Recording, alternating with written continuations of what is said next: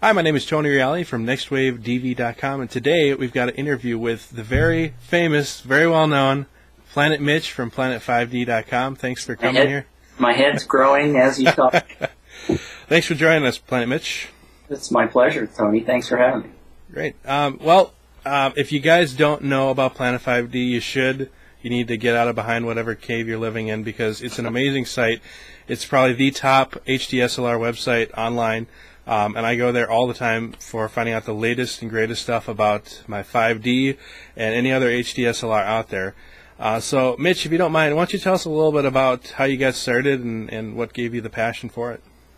Well, I can make this a really long story or I can make it short, so I'll try to shorten it. But I've been a photographer since I got out of college, obviously with film, and about 2005, I discovered digital, and I also discovered iStock photos. So I was starting to sell some photos through iStock, which gave me a little extra spending cash. So that gradually got me to upgrade, and I eventually, in the spring of 2008, bought a 5D, the original 5D. And so I was starting to really enjoy shooting, getting really good crisp shots, my full frame goodness. And so then suddenly the 5D Mark II came out. And just before the 5D Mark II came out, I had read an article by the guy who runs Mac Rumors, a guy by the name of Arnold Kim. And he had written a story about how he had started Mac Rumors back in 2001, I think, and over time, Mac Rumors became the #1 place to go for rumors about the Mac. And so he talked about in the story about how he quit his day job because he was earning so much money with Mac Rumors that he could quit his day job and run Mac Rumors full-time. And at the bottom of the story, he said, and by the way, I was a full-time physician with my own private practice and a gob of clients. And he says, you know, I was making well more than 6 figures than I was making in my day job. So I thought, wow, that's great. I'd love to be able to quit my day job because I was a programmer guy and spent 30 years at a company. And so I thought, well, you know, if I was ever going to start something, I got a passion for the 5D. They've just come out with 5D Mark II.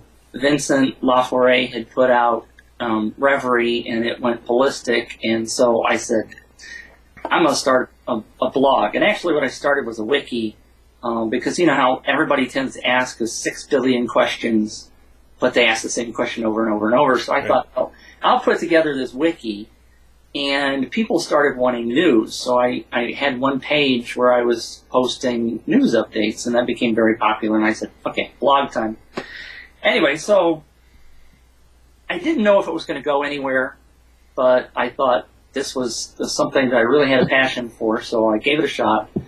There was only really 1 or 2 other people doing any kind of blogging when the 5D Mark II first came out, so I was in the right place at the right time with the right product, and it's just grown well beyond my expectations, and I'm ecstatic with where it's going. But I still have to keep it growing because I want it to be bigger. Right. I was also laid off from my day job back in April, so having Planet5D behind me to be able to just and up and running and generating some revenue gave me the opportunity to just say thanks for that day job, and now I've got a new one. That's great. That's short enough. No, that's great. Now, you know, you gave some great insight, and we're going to probably go mainly into HDSLR stuff too. But we have some viewers that maybe have questions about starting up their own blog. Can you mention some of the steps that are necessary to do that? Well, as a matter of fact, I'm working on an ebook that eventually, when I find the time to finish, because I think it has been a great experience starting from scratch and going through the learning process, because I knew nothing about blogging. One of the biggest tips that I could give you is to make sure to spread your news. A lot of people don't necessarily, you know, for encasing gadget, you think that, you know, they go around surfing for news, but, you know, it doesn't hurt to feed them news every now and then. So I periodically send them stuff that I think is really important. And obviously things like Twitter, Facebook is really big, although I haven't really grown my Facebook yet. I've got a Facebook page set up. John, I can never remember his name, Paz is what he calls himself, who is founder of Woopra, which is, I don't know if you've used Woopra. I haven't, no. But Woopra is, and I point over here because that's where the monitor is with Woopra on it, but it's live, real-time stats, so you can get to see who's on your site while they're there and which articles they're reading. And it vastly improved for me the way that I was posting. I forgot what I was going to say about Sean. I was going to say something about Sean. Oh well, it's gone. So, you know, the main thing is to especially on Twitter, what I did was I would find people who were talking about the 5D Mark II and friend them. And if they happened to friend me back, that was okay. But I instead of just, you know, blasting out on Twitter, hey, come follow me, I kind of just gradually follow people who are talking about the subject that I have passion for, and they tend to just grow, and then Follow Fridays come along, and you end up growing your Twitter followership in that way. That's very cool.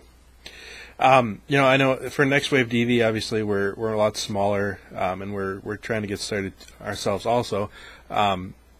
But I think for our the thing that we try to offer people is the free tutorials and how to shoot stuff, basically how to accomplish that. And I think your resources are great because you are able to show people everything all over the web. And I think part of it too is I'm sure you probably get a lot of exclusive, probably a lot of NDA stuff that you have to deal with, but a lot of exclusive stuff. You're able to go to a lot of the events and find out new information. How do you start up some of those relationships to be able to get that exclusive content? Begging, lots of begging. And it is hard to do, but when I first started, well, let's back up. Last fall, the biggest thing I've done in the past regarding building relationships was actually going to my first expo. It was called the Collision Conference. This year it's called the Photocine News Expo. But I spent a lot of the time while I was there just meeting and greeting people. I happened to take some T-shirts and gave some Planet5D shirts out. But, you know, my main incentive there was to just meet people.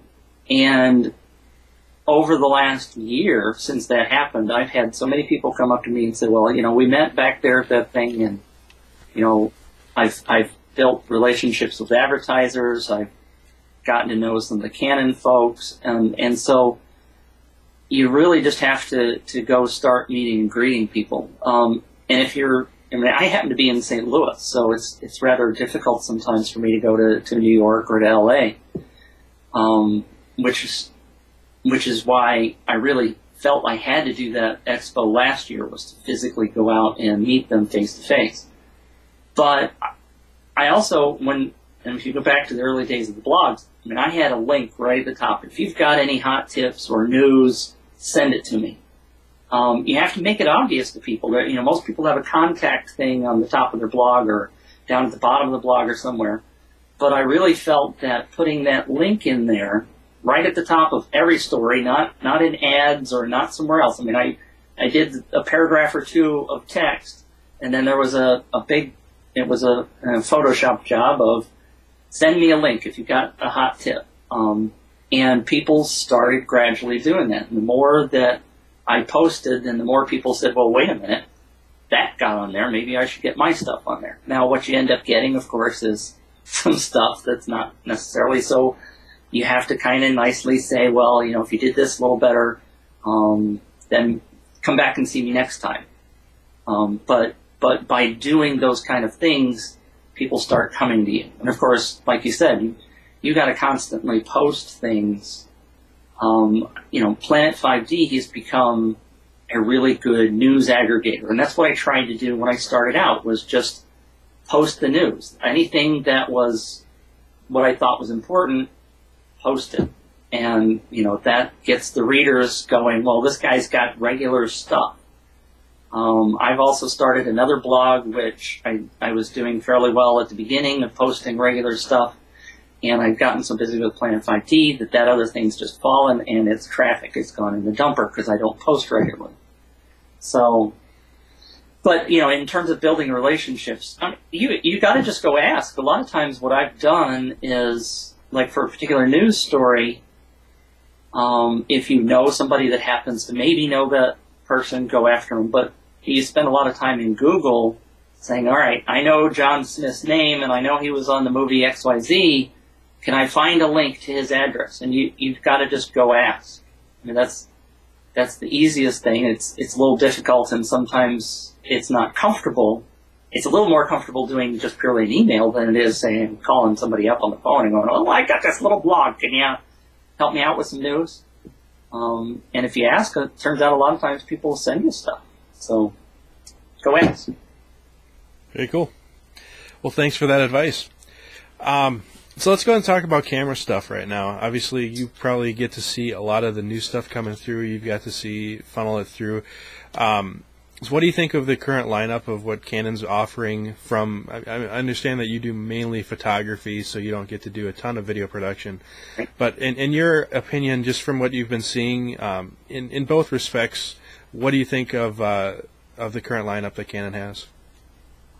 The current lineup is really very in-depth, and I think a lot of people are really wanting to know where the next camera is going to come, what it's going to be. I think my understanding, and I don't have any, Canon doesn't necessarily send me all the inside stuff ahead of time. It's sort of like they've got the product ready, and maybe they'll send me something. And I spent some time in New York a couple of weeks ago at the Canon Expo with Chuck Westfall. But I think in reality they're kind of set right now with the 5 cameras that are out there, especially with the 60D. They're going to feel the market out in terms of the articulating screen and see how well that comes across. I think they're going to take a little break in terms of announcements. Just my own personal opinion. I would love to see the 5D Mark III, obviously, tomorrow, because that would generate a boatload of traffic and we get a lot of conversation going. But I think what they're trying to do is they're trying to do it right. The 5D Mark II was in many ways a fluke in terms of the video. And so I think they learned their lesson and that they weren't necessarily with the right product at the right time. And so I think they want to do the 5D Mark II or the 5D Mark III, or I understand there's some possibilities of 1D Mark IV in the works. Again, 1DS Mark IV? Yeah, right. Sorry. Yeah. I don't know for sure, but in their minds, especially with the recent statements I read with the Scarlett and how they've changing the pricing a little bit and maybe aiming at the pro market instead of going at the lower end, I think Canon would rightly sit back and go, let's make sure that the next cameras we put out are really right. The other part of that is 5D Mark II is still selling like hotcakes. Yeah. And so is the 7D, and the 60D is going to go through the roof. So although we all want the new stuff, there isn't really an incentive, a market incentive, for them to bring out something new until the other stuff kind of starts going into the tail end of its life. And traditionally, going back, Canon's got a 3-year life cycle on their products. So we just had the 2nd anniversary for 5D Mark II on September 17th. So we've got another year before really we should expect something new from them on that regard. Now, you brought up a good point with the Scarlett and Red situation. Personally, my background is I do video production full-time. I work for a church full-time, and then I have my own production company, and then I do NextWaveDV as a third thing, where I do, try to do instructional videos on people. Now, most of my viewers are lower budget, so the T2i and the 60D are usually the first on their list, and then some of the higher end, you get the 7D, the 5D, and very seldomly does anybody have a 1DS or 1D Mark IV. And I found, most of my content is for the web or DVD distribution, occasionally television, and even when most of the stuff that I get that goes on television is standard def. Very few local stations have the ability to output high definition. So the average company that wants an ad isn't able to benefit from the high resolution that Red offers. Now, I'm not going to say that Red is useless, because there's tons of great applications. But the average production company, I talk to people that it's really the arsenal seems to be the 5D and the EX1 seems to be the biggest arsenal of most production companies. And so the question that I'm sure a lot of people are asking is, the low price factor, the small form factor, and even a relative modularity of the 5D. Granted, it's not like a Red where you can just pop on the other attachments that they've promised. But the fact remains is my 5D, I can grab it and shoot like this. I can get rid of this monitor and I can shoot like that, or I can take it, by itself. I can add components. I've got massive rigs that I have that I can put all the components on. Technically, there is a certain level of modularity that happens with the 5D, is that I can either add or subtract from it and still get great video. And so in my opinion, I don't think Canon would want to dismiss that market right away, because that's, I believe, their primary market. Right. I mean, what do you think of that? Well, you nailed the head and you nailed it on the head, because there's several recent stories I can tell you about that. But one of them, for example, is that, well, number one, Canon's a consumer camera manufacturer, right? They're not aimed, they do have a professional market. They do TV cameras and lenses for, the really incredibly high-end TV market. But their main income comes from the consumer cameras. I had a live chat with Patrick Moreau from Still Motion up in Canada a couple of weeks ago. And their claim to fame is doing wedding videos or engagement, although he doesn't like to call them that anymore. But that's a whole other story. Anyway, one of the things that I asked him, I said, well, what about changing the form factor to be more modular and more like the Red, maybe more like a traditional video camera? And he said, gosh, I hope they don't do that, because especially for me in the wedding market, this camera, and I'm pointing to the one behind you, is invisible to most people. He said, I can walk up to a bride and be 3 feet in front of her face, and she thinks, in her mind I'm taking stills, but I'm taking video. And if I were taking this bigger camera with a different form factor, even if it was small and necessarily a different form factor, like even a handheld camcorder, she's going to realize that I'm taking video of her, and they act differently. People suddenly put on a little different face. He said, I can get such great images with just the 5D because of the form factor. I said, I don't want the form factor to change. Now, the other thing that I wanted to say while you were talking was that when I went to the expo out in LA, I was on a shuttle from the airport to the hotel, and it was really quiet. I was surprised at how quiet this shuttle is, because usually people are just yakking away. Shuttle's full, just dead quiet the whole way. 3 minutes from my hotel, the woman behind me gets a phone call, and she starts talking about, now I'm in LA, so she's talking about making a commercial, and she's talking about budgets and this and that, and then the person on the other end of the line says, well, something like, we're going to shoot another commercial in North Carolina, can you come help us work on that?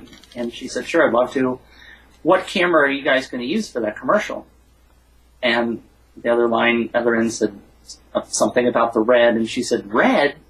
why are you using the red? The 5D Mark II is such an easy camera to shoot with, and blah, blah, blah, and blah, blah, blah. And I had to get out of the car and go to the hotel. But the thing that amazed me about it was that here I am on a shuttle listening to a person talk about my industry, and she's downplaying the red because the 5D Mark II is just such an easy thing to use, and they can save money and blah, blah, blah, blah, blah. We all know a lot of the reasons why the 5D Mark II has been such a hit. So it just surprised the heck out of me to hear that kind of a conversation out in public, and it just goes to show you how far these cameras have infiltrated this market. It's just amazing.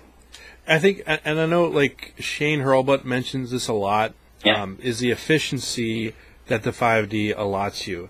Having higher lights or lower light sensitivity, however you want to say it, where you can shoot in lower light situations, it doesn't negate the necessity for lighting, which is a whole argument that people go back and forth. Well, 5D you don't really have to light. Well, of course you have to light, but that means I can light a scene. I think you posted about the new cool lights, the fluorescent bulbs that they're coming out with. Those for $14, you're getting color balanced lights that are whatever 100-watt equivalent bulbs.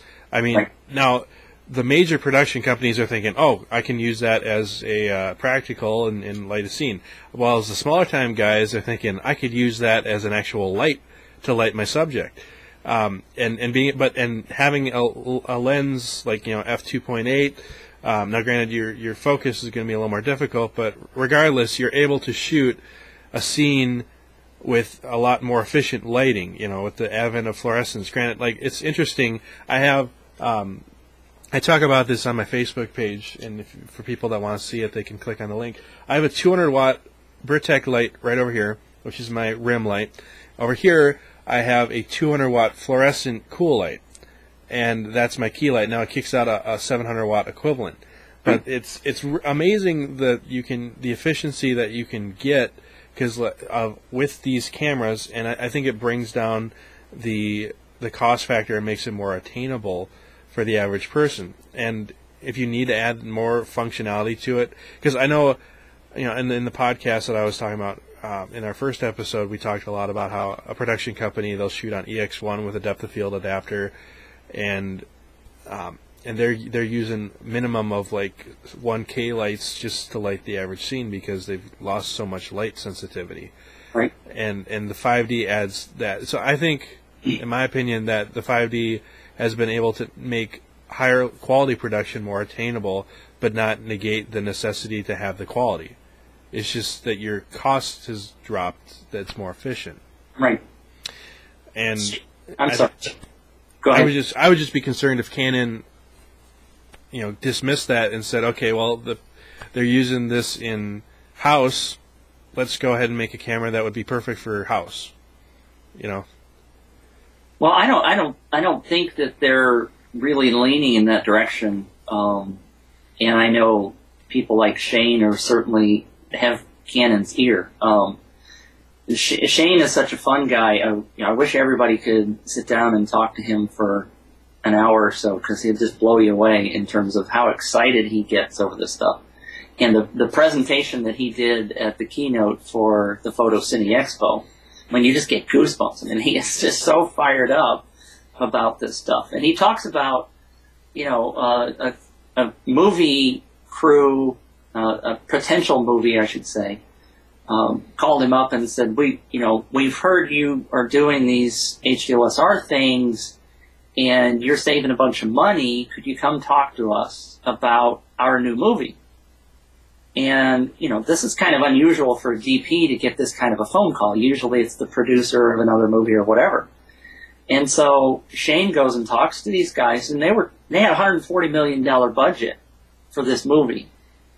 And he said, if you had a crew like the crew that I've got set up, and Shane's got this 1-ton truck where he puts all of he's got 15 5D Mark IIs, and he's got X number of 7Ds and blah, blah, blah. But, he can fit all of his equipment in one 1-ton truck. You can go down to Home Depot and rent it for $49 an hour or whatever it is. And he talked about how when he did Terminator Salvation, they had 5 semis that they were hauling their equipment around. And he's doing similar stuff with a small little 1-ton truck and 15 cameras. So he talked to this $140 million, if I have the numbers right, crew, and went back and did his own budget and came up with something like $50 million. So, he potentially reduced almost 2/3 of their budget by saying, if you use this kind of camera and this technology, we can save you a boatload of money. Now, you talk to a Hollywood guy about saving 2/3 of his budget, they're going to jump all over that. You've got a reduced crew, you've got reduced equipment, you've got especially faster setup times. It doesn't take you 6 hours to set up for a scene with a 5D Mark II. You can get in there and get it done and get out. And not to mention, I was on the shoot of a little independent movie called Moonring. And they were using 3 different cameras simultaneously. They had 2 5Ds and a 7D. And instead of doing a setup where the camera was shooting the actors and then moving the camera and changing the lighting, they were doing 3 setups at one time, 3 cameras shooting the same scene, and assuming that the actors pulled the scene off, then, they had 3 different camera angles all ready to go. They didn't have to go do 3 different setups. And their shooting time, they shot an entire feature-length movie in, I think it was 12 to 14 days. Wow. Now, I'm still eager to see what the results of that are. Mm-hmm. But Bruce Dorn was the DP on that project, and he was just having a grand time, just getting quick setups, get everything, up and ready to go. Half the time they're waiting on the actors to get ready, as opposed to the other way around. So, that kind of shooting style is going to change a lot of the industry. It's changing the TV business. I can't tell you how many music videos get sent to me now. Well, we shot this music video on a 7D. That used to be the real big excitement. Well, that's so commonplace now. I keep turning them away. Yeah. So it's just amazing where this product has taken this market. I think you brought up a good point that the cost that's reducing is your time. You're using your time more efficiently. You're using the equipment that you have more efficiently. But I don't think that people should be underselling their skill. I know Vincent LaFerre just kind of did an article about this, about a guy did an amazing music video for, what was it, like $2,000. Right. He shot in his dining room, and he did a lot of green screen work, and it looked great. But the fact is, like, how much of that time? How much would he have charged if it was his own time, full fledged? Like, right. Would that have been like $5,000 or $10,000 for the amount of work that he poured into it? And that is a lot of the temptation. I'm reading on DVX User. I hear one guy that says, this guy charged $300 for this really crappy local ad, and I charged the same client $300 and made this amazing ad with my T2i or whatever. And he's thinking it's great. And I said, dude, first of all, don't badmouth other people in the industry, because that's going to make a bad reputation for yourself. But second of all, if you're going to make better quality, figure out what the equivalent charges. And for myself, like locally, I'm in Green Bay, Wisconsin. If you think it's hard to travel in St. Louis, like Green Bay is even worse. So it's amazing. Like the reason I have to literally go buy everything and then try it and then try and figure out a way to sell it is if I want to try it, because there's no rental place around here, nothing. Right. But if I want to set myself apart, like we'll do ads in the mid $1,000 range, between around $3,000 to $5,000. That's really what our typical budget is right now. We could do the $10,000, $20,000, $30,000 ads, but there's not as much of a market. We have to go down to Chicago or something like that. But the fact still remains is I'm not going to do the quality that we kick out with as much camera gear. I own probably about $30,000 worth of camera gear. I'm not going to do that and then charge a client only $300. Even though technically I could do it within the same time frame as the other guys did with their video camera, I'm not going to do that because I want to set myself apart with quality. And the quality is worth that. You pay a little extra, per hour or whatever to get that content.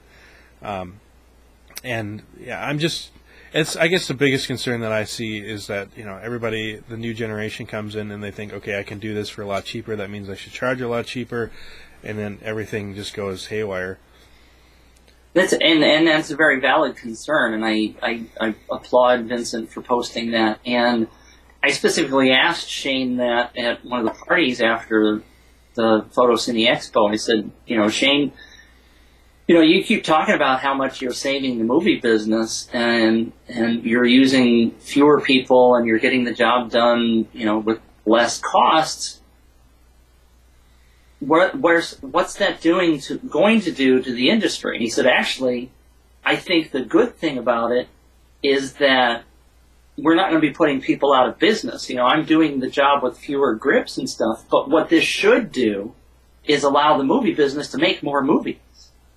You can take a smaller crew. Well, that just means that if you're using a smaller crew, then that means those other people are free to work on other movies, and the budget is going to be there. I mean, theoretically, the same $140 million should be available. That in that one example he was talking about, where he's going to do it for $50 million or whatever. There's more money that is theoretically there to put into a different movie, and so theoretically you could open up the whole market and be making a lot more movies. Shane's wife Lydia told me, she said, well, right now they're only making about 10 blockbusters a year, the really big high budget movies, because they cost so much, and there's just not enough people to do all that work. I think the other part you said there is that you're absolutely right in that the quality still has to be there. You can't skimp on lighting. You can't skimp on movie production value just because you're using a smaller, lighter camera.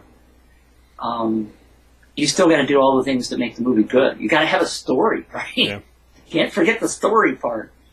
So, and good acting too. I mean, that's right. Oftentimes that's one of the hardest things we come by, is trying. Like if I find a good actor, I hang on to him, make a good relationship with him. Right. So like for example, we try to do if we're trying to do a car ad, we won't approach the typical car ad, which is here's all the cars that we have and come down to our place because we're awesome and whatever.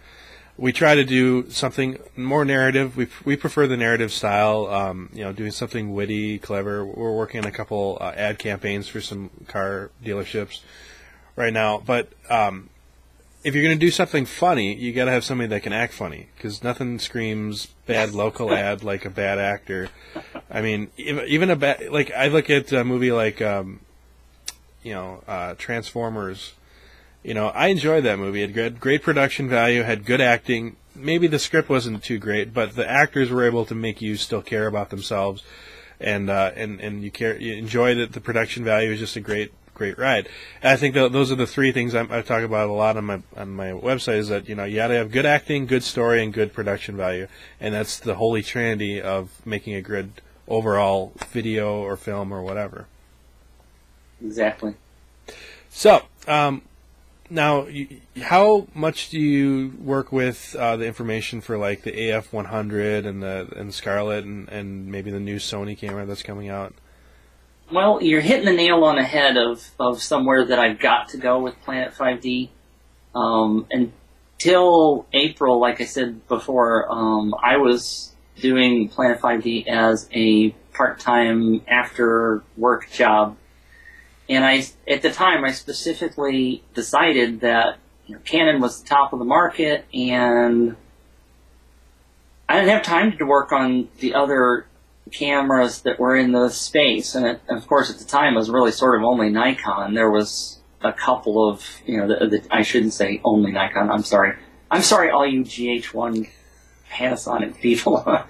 And there's some good stuff being done with the GH1, especially with the with the hack that changed the bit rate and all that kind of stuff. So I have this huge list of blog posts. I mean, like I said before, it used to be that I was begging for news, and now I've got this massive list of things to post, and I can't get to it all. But I know that I need to post about the new AF100 and the new Sony. And so we're going to be covering a lot more of that stuff, but I just haven't gotten to it yet. Now, the sort of question is going to be, is one of those a 5D Mark II killer, right? You know, that's the blog post that everybody loves to write. The next Canon 5D Mark II killer. I don't know. I've heard goods and bads about the AF100. There's things that people really love about it. It's a different, you know, the original kind of video camera form factor, which will win or lose some people. The GH2 is right around the corner, and people are kind of saying that's sort of just a minor evolution and not necessarily the big revolution they were hoping for. I'm not so sure that anybody's come out with anything yet that's going to be a 5D Mark II killer. Well, I think the 5D has so many things going for it. I mean, you've got the full frame sensor first and foremost, which I mean, the Panasonic AF100, as good as a camera as it can be, it still doesn't have a full frame sensor, and that has a huge change in the aesthetic of whatever you're shooting. You've got the dynamic range of the 5D. Now, I don't know what the AF100 is going to have, but I know that the 5D has around a 10-11 stop range. You know, if you're Shane Hurlbut and you're using really nice glass and you're doing what you're doing, you might be able to push that to 12 or 13 stops. But the average user, you're going to find that you shoot right, you can get to a 10-11 stop range. Which, when I talked about this before, typical video cameras are get around a 6 to 8 stop, and I think that for me lately has been the most dynamic visual thing that I've noticed. Like, if I try to go back and shoot on a video camera now, I'm having a really hard time lighting within that 6 to 8 stop range. I'm constantly going, why are my whites blowing out so quick, or why am I blacks clipping? I'm so used to having that dynamic range that the 5D gives me. And then, you know, you have your lenses. I think, and then of course we talk about form factor. You know, if I have a 5D Mark II and I've invested X amount on lenses and gear and whatever, the AF100 comes along and I say, okay, that's cool. That'd be great for higher end film production or whatever. But what if I want to go back to my 5D? Now I have to have the 5D and the AF100. Versus I could spend just more money, you know, a couple $100 getting a rig for my 5D.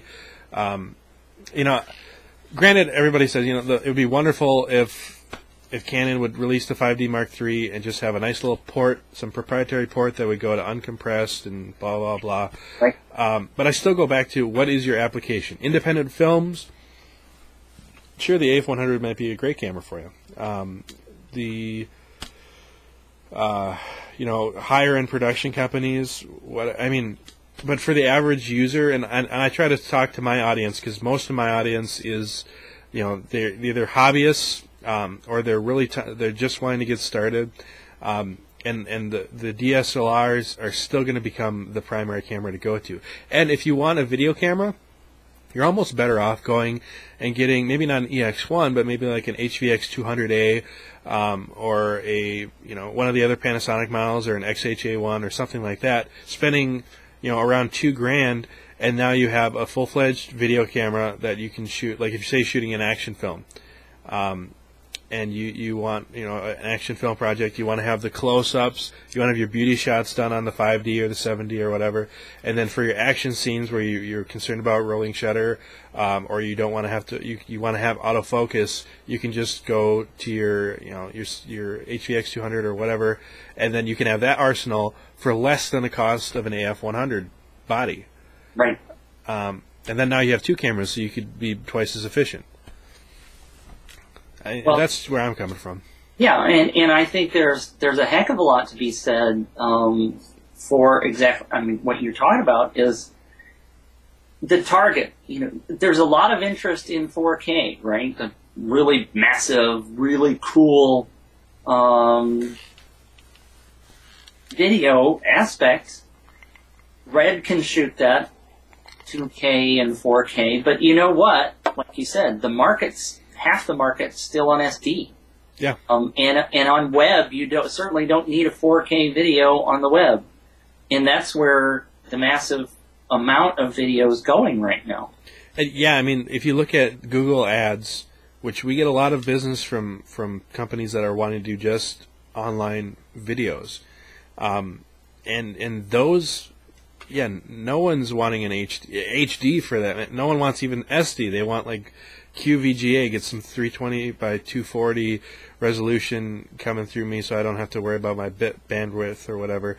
But yeah, I mean, those are the big. That's you can argue back and forth if TV's going to die and if commercials are going to be there, but right now the biggest thing is online marketing, and for production companies that are doing that, it really boils. They say the two big things you can do are commercials and music videos, or for a private production company.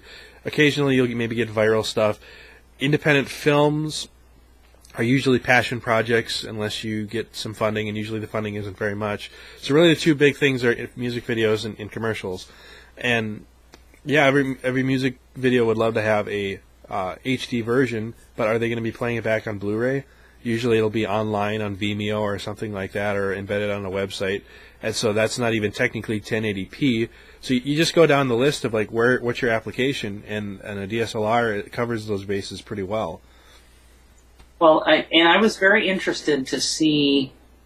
I did a poll on Planet5D. Started it about 3 weeks ago, right after the Canon Expo.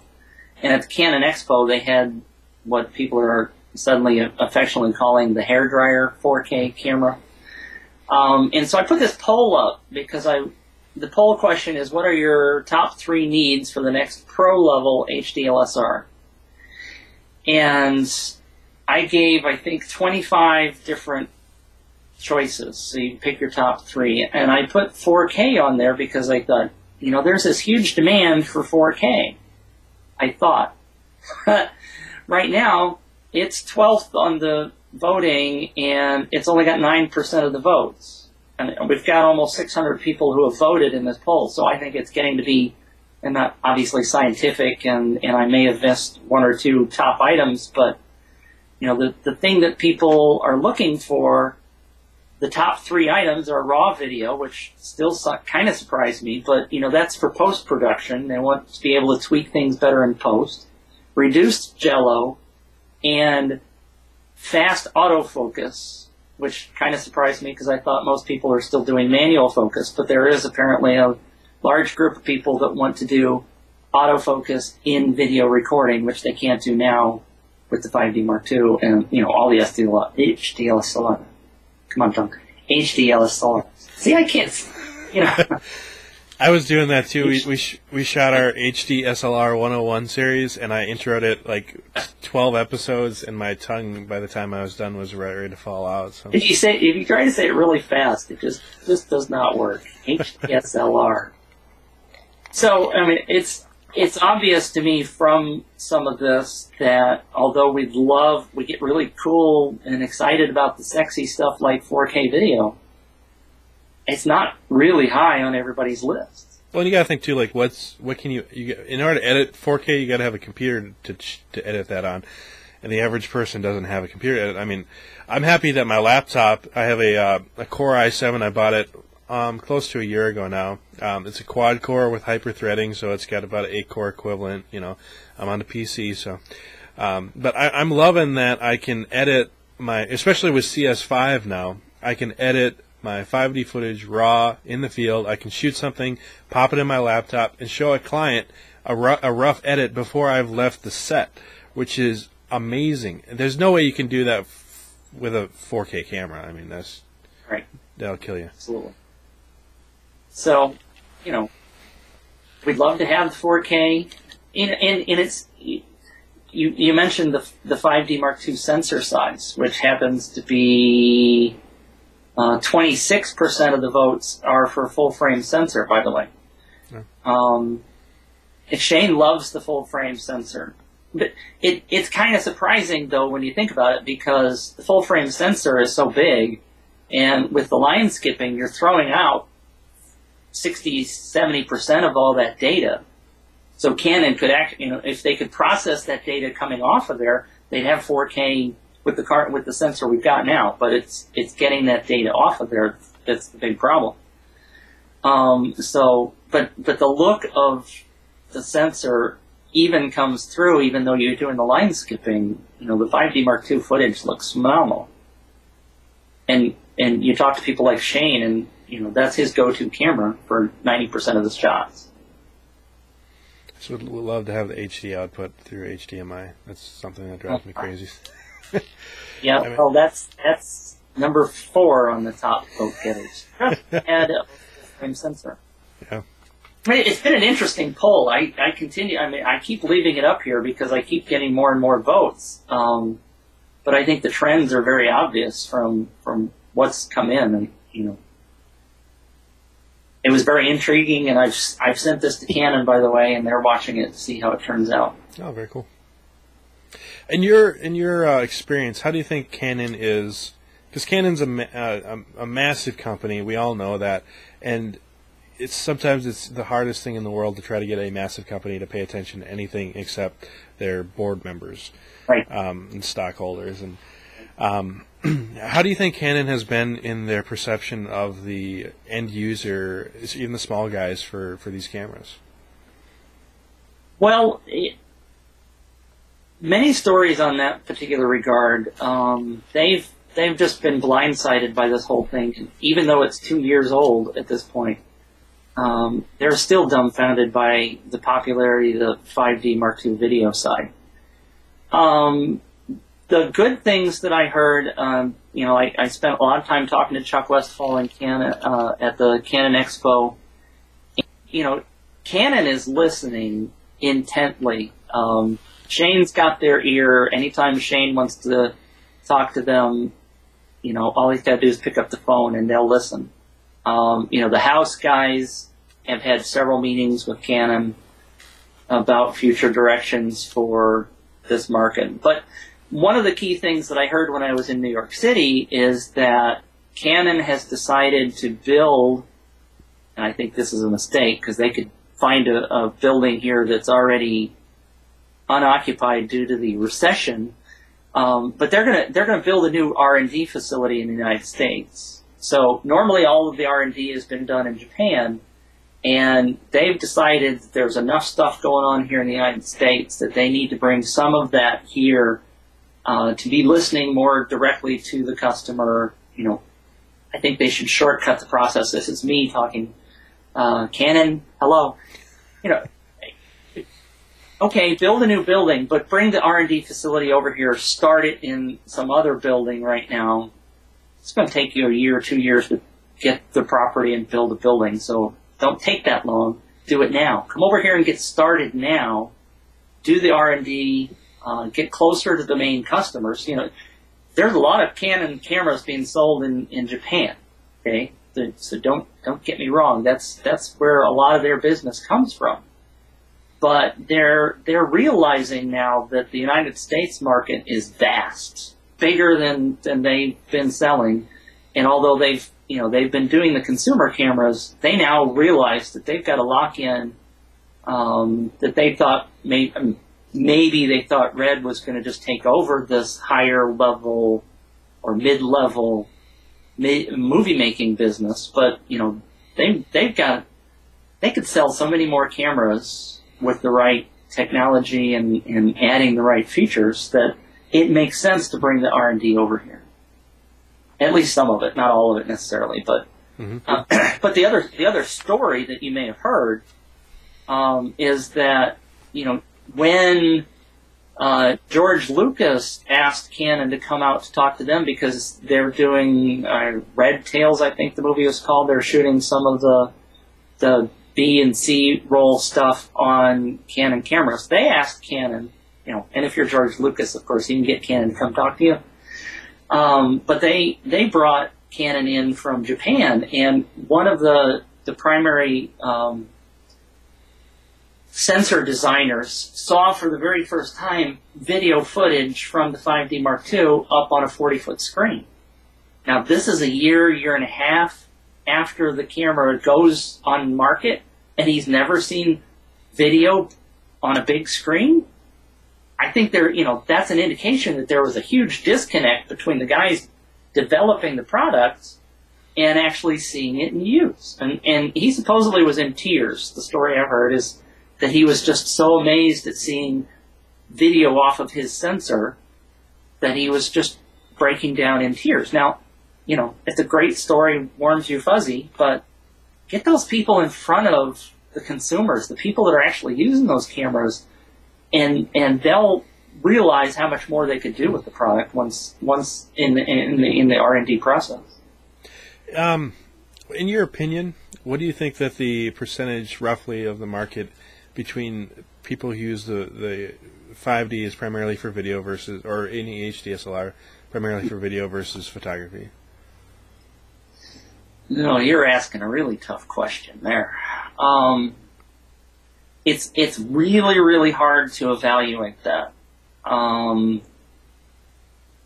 It's especially from the planet5D aspect, because the market has driven me in the direction of doing primarily video reporting. And in fact, I've actually been thinking about doing a stills week in terms of blog posts, because I have a lot of people that submit stuff that's stills, but when I post those things, they're not so, those posts aren't read as much as the cool Iron Man was shot, you know, on 5D Mark II. Right. A scene or two of Iron Man. I mean, it's funny how those things get contorted, because, you know, Canon released this news release that said, you know, they shot a couple of scenes from Iron Man on the 5D Mark II. And then I'm reading through Twitter, and Iron Man 2 shot completely on the 5D. And I'm like, no, people, come on. Let's not go that far. But, you know, it's like news media, you know. Mm-hmm. I guess I'm one of them now. I have to be careful. But you have to be accurate with what you're reporting, and that one just slayed me when I saw it. The other one is, of course, is the complete season of House last year was shot on the 5D Mark II. Oh, yeah. Seasons. No, one show, okay? One show, people. Anyway. Still a pretty good show. It was a good show. I mean, the usage of the 5D Mark II on that particular episode was perfect.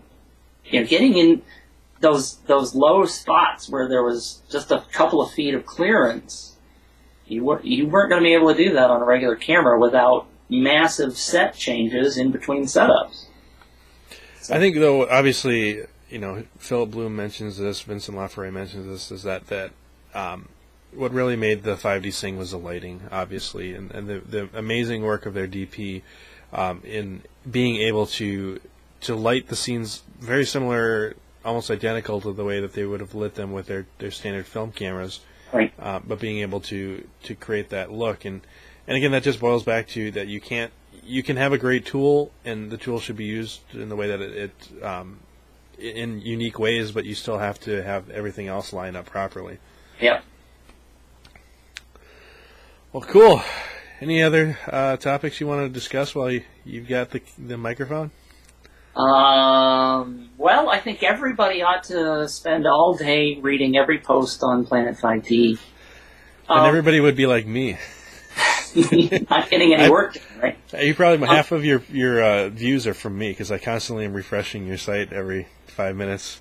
Well, you are using the news page now, right? Oh yeah, I love that. I'm really, really thrilled with the number of people who have written me, or, you know, talked to people out at the Photo City Expo. You know, I kind of just fell into that one. It wasn't a grand plan, and if it had been a grand plan, I would have done it a long time ago.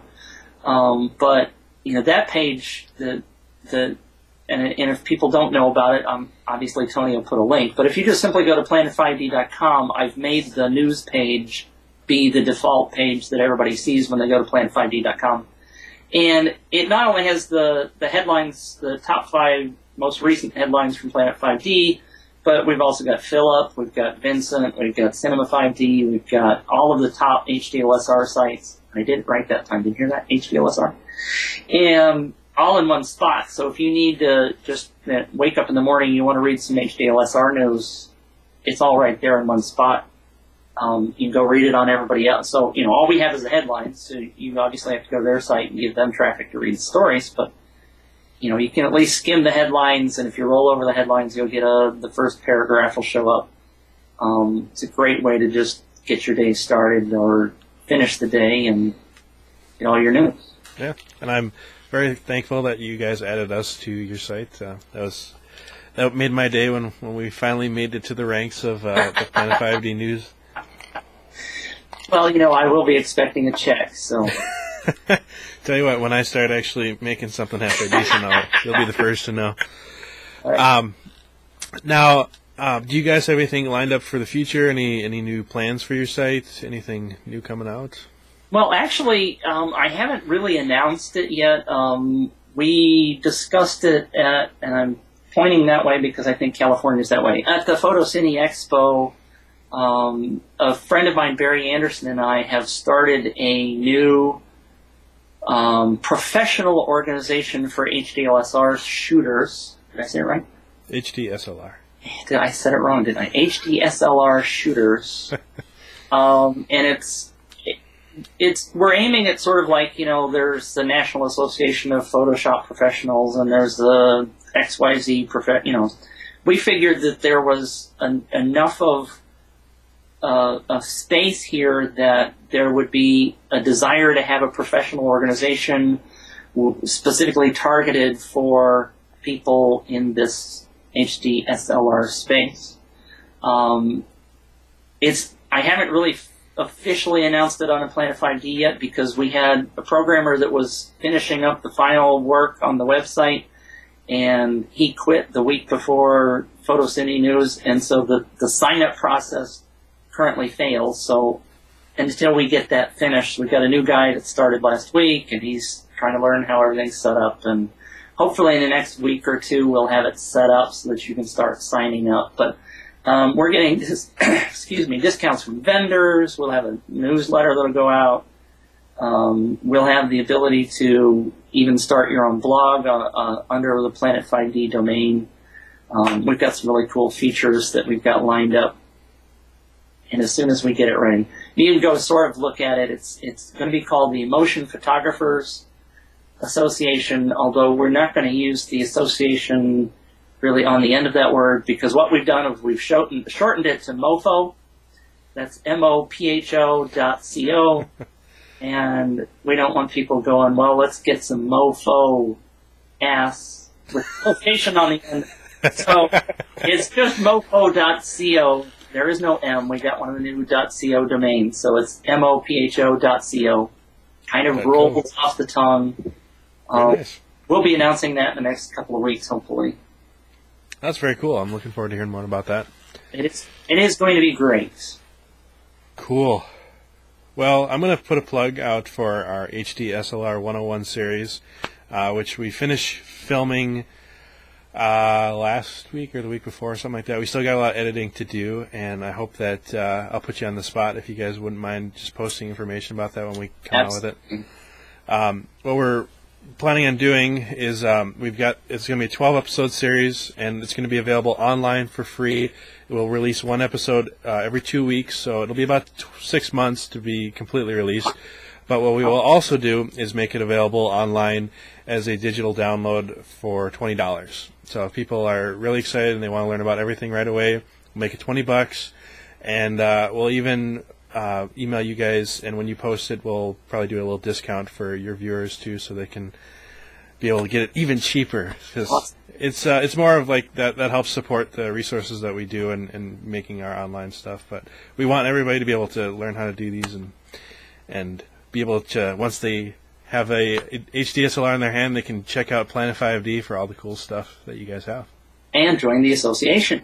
Exactly. The Motion Photographers Association. Very cool. Right. Well, right. I really appreciate the time, planetMitch. I thank you for being able to take some time out of your busy schedule and jumping on here. We will, like I said, we'll probably be posting this video fairly soon, and I'll send you the link for it. But for more information about Planet5D, you can check out the information of this video. Be sure to check out our website also, NextWaveDV.com, and just be on the. Now, you guys have a blog too, right? Yes. And the Planet5D blog, so you can become a member of that and be able to talk about all the cool stuff. I decided for us we're not going to do a blog. I'm just going to have people use the discussion board on Facebook. But you guys, how's your traffic on your blog? Do you get a lot of posts on there? You're talking about a forum, right? I'm sorry. Yes. Yes. Your forum. That's okay. The forums, I would love to be much more trafficked, but we get some posts now and then. I'm going to try to work on that. That's a whole other story. Okay. Sorry to put you on the spot. No, that's okay. But yeah, cool. Thanks for your time, and we'll see you guys next time. Thanks a lot, Tony.